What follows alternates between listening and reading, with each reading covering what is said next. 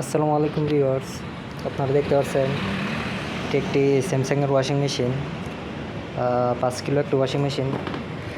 তো এটা পিসিবিটা খুললাম, এটার সমস্যাটা পাইছি আপনার এই পিসিবি এর আগে রিপেয়ার করা হয়েছিল, কিন্তু এখন আবার ব্লাস্ট হয়ে গেছে।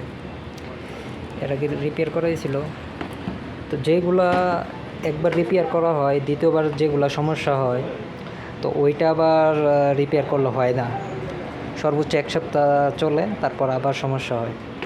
তো সেই কারণে এই পিসিবিটা আমার কাছে আছে, এই পিসিবিটা লাগিয়ে দিব, লাগাইলে ওকে হয়ে যাবে। দেখতে পাচ্ছেন 5 কিলো একটি ওয়াশিং মেশিন।